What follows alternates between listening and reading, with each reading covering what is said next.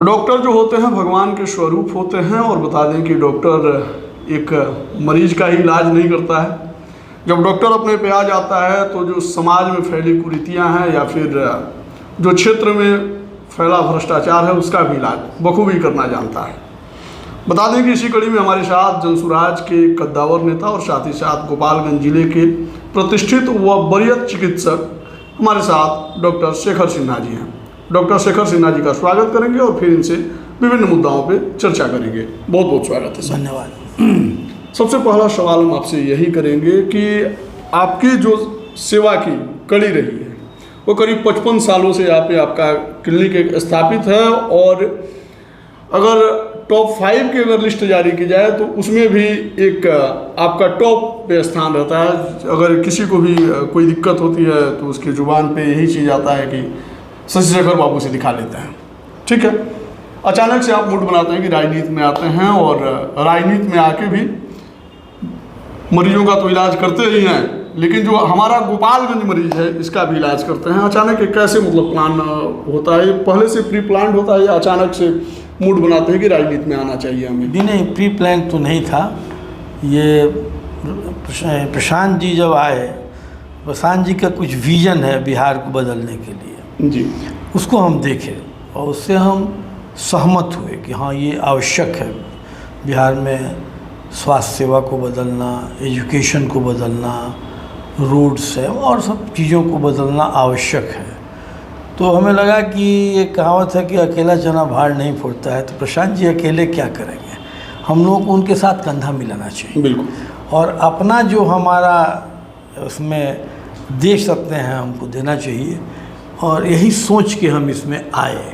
हाँ, तो आखिर क्यों ऐसा लगा कि आपको राजनीति में आना चाहिए? क्योंकि आप तो 69 से स्थापित हैं गोपालगंज जिले में और एक वरीय चिकित्सक के रूप में काफ़ी पॉपुलर रहे हैं यहाँ पे। और जब 69 का दौर होगा उस वक्त काफ़ी युवा होंगे, युवा जोश के साथ आप काम कर सकते थे, लेकिन अचानक से आपने जनता दल का भी काल देखा, राष्ट्रीय जनता दल का भी काल देखा, उसके बाद से फिर जनता दल यूनाइटेड का भी काल देखा। इस सारे समय से आप हो के गुजरे हैं, ठीक है, और अचानक से जब आप राजनीति में आना चाहते हैं तो सीधे तौर पे आप जनसुराज ही ज्वाइन कर लेते हैं। आखिर क्यों जनसुराज से जुड़े हैं? जनसुराज से हम जुड़े हुए हैं कि जनसुराज के जो मुद्दे हैं एजुकेशन और हेल्थ के बारे में, उनसे हमारी सहमति है। एजुकेशन और हेल्थ जी। अच्छा, राजनीति में ही आना था तो थोड़ा पहले आ गए होते? कोई ऐसा सोच के हम नहीं रखे थे कि राजनीति में हम आएंगे जी, लेकिन धीरे धीरे जो राजनीति की परिस्थितियां बदलती गई जी जी, और राजनीति केवल राजनीतिज्ञों के लिए ही रह गया, उनके भले के लिए रह गया, तो हमने सोचा कि इसमें अच्छे लोग आएंगे तो बदलाव आएगा। वर्तमान में गोपालगंज की स्थिति शशि शेखर बाबू को कैसा दिखता है? वर्तमान की स्थिति तो मुझे कोई अच्छा ऐसा नहीं लगता है। अच्छा नहीं लगता है? नहीं। अच्छा, जैसे कि प्रशांत जी बार बार अपने सभाओं में जंगल राज की जिक्र करते हैं, आखिर क्या था जंगल राज? जंगल राज तो हम लोग देखे हुए हैं कि शाम को 6 बजे के बाद दरवाजे बंद हो जाते थे, माँ बाहर निकल के खड़ी हो जाती है कि मेरा बच्चा बाहर गया हुआ है, आया नहीं अभी तक, क्यों नहीं, यही जंगल राज था। उस पर ताना के शिकार आप भी हुए होंगे? हमको भी आ जाना पड़ता था 5 बजे के पहले घर, डरना पड़ता था? बिल्कुल। अच्छा, मान लीजिए जनसुराज में आप आ ही गए हैं और जनसुराज के लगभग उम्मीदवार आप ही हैं इस बार गोपालगंज सदर विधानसभा 101 से। किस प्रकार की तैयारियां हैं?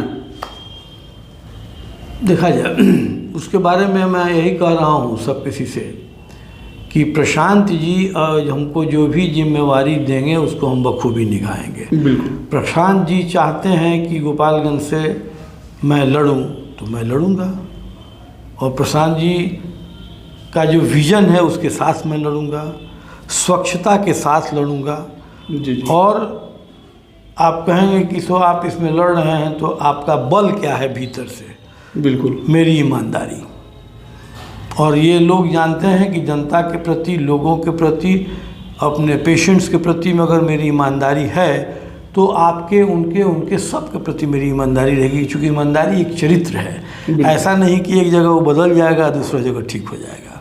55-56 वर्षों का डॉक्टर जो कि एक स्थापित है आज भी, ठीक है, जो जलवा जलाल था 1969 में जैसे कि बताते हैं लोग, ठीक है, वो जलवा जलाल आज भी बरकरार है 2025 में। डॉक्टर शेखर बाबू का आज भी मतलब नाम यहाँ पे चलता है, ठीक है।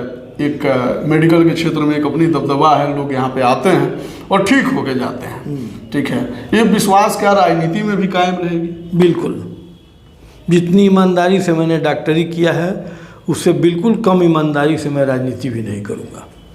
इसमें भी मतलब एकदम बिल्कुल ईमानदारी से करूँगा। कोई अपने ऊपर उंगली उठाने का किसी को मैं मौका नहीं दूंगा, उंगली उठाने का मौका नहीं दूंगा। अच्छा, अभी आपके हिसाब से क्या कुछ लगता है कि गोपालगंज में क्या कुछ बदलना चाहिए, क्या कुछ गोपालगंज में करना चाहिए? सपोज डेट मान लीजिए जनसुराज की सरकार आती है, शशि शेखर बाबू यहाँ से विधायक बनते हैं और जनता यहाँ से चुन के भेजती है, विश्वास जताती है आपके ऊपर, तो 2-4-5 काम गिनवा दीजिए, क्या कुछ करेंगे गोपालगंज? सबसे बड़ी बात है कि ये कहावत है अंग्रेजी में कि ये healthy mind in healthy body. तो सबसे पहले स्वास्थ्य जरूरी है, एक बात। दूसरी बात एजुकेशन ज़रूरी है। तीसरा बात लॉ एंड ऑर्डर ज़रूरी है जी।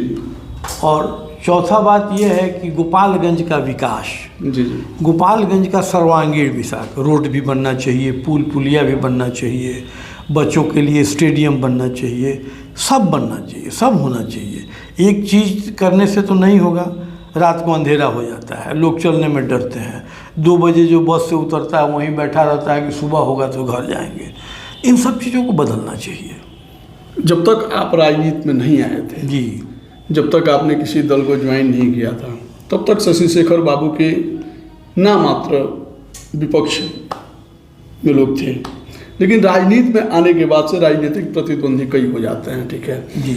ऐसे में लोगों के जहन में भी सवाल उठता है कि आखिर मतलब समाज में डॉक्टर शशि शेखर बाबू का क्या योगदान रहा है, जिसके बिहार पर जनता भरोसा जताएगी और शशि शेखर बाबू को वोट करेगी। जहाँ तक मेरा अपना ये है, शाहपुर मोहम्मदपुर के पास एक जगह है जहाँ की हमारा फार्म हाउस है। जी जी। वहाँ पर हमने 12 एकड़ ज़मीन सरकार को स्वेच्छा से दान कर दिया। 12 एकड़ जमीन सरकार को? जी। लोग 12 धूर नहीं देता है जी? हम स्वेच्छा से दे दिए। क्या बनाने के लिए? एक ही कारण था कि सिधवलिया ब्लॉक में जब हमारे भी फार्म हाउस के टाइप के मोहम्मदपुर के लोग जाते थे तो टखना भर पानी में डूब के वो लोग जाते थे ब्लॉक, वहाँ ब्लॉक जहाँ था उतना पानी लग जाता था। तो हमारे लोग आते थे कि हम गाँव आपका भींगा हुआ कहाँ से आ रहे हैं, तो बाबू ब्लॉक में गए थे। तो हमको इतना पानी लगता है वहाँ? तो हाँ पानी लग जाता है। तो हमारे मन में आया कि हमको इतना ईश्वर ने ज़मीन दिया है कि हम कुछ सामाजिक काम के लिए कुछ ज़मीन दे सकते हैं। हमने वन फाइन मॉर्निंग डिसीजन लिया। अपने डिसीजन को हमने कम्युनिकेट कराया मुख्यमंत्री नीतीश जी के यहाँ ही कि हम देने को तैयार हैं। शर्त ये है कि वहाँ पर आप ब्लॉक, थाना, पोस्ट सब ला दीजिएगा। नीतीश जी तैयार हो गए, नीतीश जी आए, उसका उद्घाटन हुआ। और दूसरा शर्त हमने रखा कि उस जगह का नाम मेरे पिता के नाम से कर दिया जाए, राम इकबाल नगर। उस पर भी तैयारी हो गई। हालांकि बाद में कुछ लोग उसको अपने राजनीतिक किस्से उससे अलग हो गए। तो उसके लिए हमने, हमारे मित्र हैं हाई कोर्ट के सीनियर मोस्ट लॉयर वाईवी गिरी, उन्होंने कहा कि तुम छोड़ दो सब, हमको कागज़ दे दो। ये कहीं कागज़ में लिखा हुआ है? हम कहने कि एकदम लिखा हुआ है कि अगर मेरे पिता का नाम वहाँ नहीं होगा तो ये ज़मीन दर आएगा। हमने कहा कि दर हम नहीं समझ रहे हैं क्या है। तो उन्होंने मुझे समझाया कि ये फ़ारसी वर्ड है दर, दर का मतलब है वापस तुमको चला जाएगा, हमको दो। तो उन्होंने केस कर दिया, केस कर दिया है कि तो इसको डॉक्टर राम इकबाल नगर घोषित हुआ जाए और हमारे पिता की एक मूर्ति वहाँ लगाई जाए। लगी?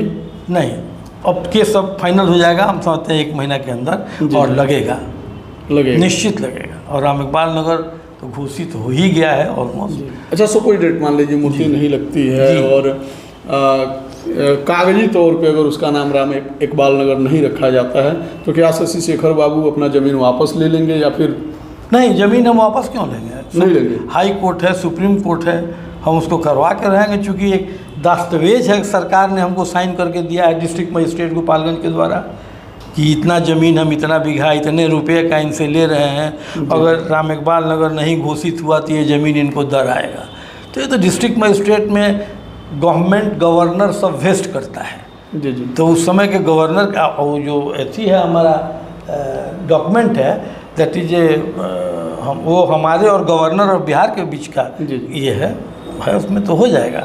अच्छा, गोपालगंज ही नहीं, जी। ठीक है, बिहार ही नहीं जी। पूरे देश में इस बात का चर्चा रहता है कि डॉक्टर्स जो होते हैं काफ़ी मोटी रकम फी लेते हैं और गरीब लोगों का शोषण करते हैं, लेकिन शशि शेखर बाबू के वहाँ से ऐसा शिकायत नहीं आता है। लेकिन फिर भी जब राजनीति में आए हैं तो आपके ऊपर भी कीचड़ उछाली जाएंगी, ठीक है। तो इसलिए जानकारी के लिए मैं और लोगों की जानकारी के लिए मैं ये सवाल आपसे कर देना चाहता हूँ, क्या आपने कभी गरीब लोगों का मदद किया यहाँ पे जिसके पास मतलब पैसा के अभाव में वो इलाज से वंचित रह गया हो? ठीक है, एक बात, सबसे पहली बात कि जब मैं रोगी को कहता हूँ कि कपड़ा उठाइए आला लगाने के लिए, जी जी, और अगर उसका गंजी फटा होता है तो मैं फीस लौटा देता हूँ। फीस लौटा देते हैं? बिल्कुल, इसलिए लौटा देते हैं कि हम जानते हैं कि गांव में एक वो शर्ट होता है जो गरीब लोग, किसी को ससुराल जाना हो, किसी को बाहर जाना हो तो वही पहन के जाता है। तो हम समझ जाते हैं कि गंजी इसका अपना है, शर्ट कमीज इसके गांव के किसी का है, तो हम कहते हैं इसका फ़ीस वापस कर दो। एक बात, किसी कैंसर के पेशेंट से हम फीस नहीं लेते हैं। अच्छा, बिल्कुल नहीं, लौटा देते हैं तुरंत। और जो रोगी हमको कह दिया कि बाबू कमे दाम के दवाई लिखे, हमरा ढेर पैसा नहीं खे, तो उसको दवाई लिख के उसका फीस वापस करके कंपाउंडर को कहते हैं कि पैसा ले जाके इसको दवाई खरीद के दे दो। ऐसी आपकी योगदान? बिल्कुल। क्या करेंगे कमा के? कमाई होती है बाल बच्चे, जी, वो हम कमा लेंगे। यानी कि इसके मतलब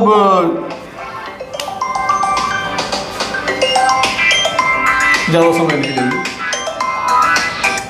हाँ सरफराज, 5 मिनट में बात करते हैं। हो गया।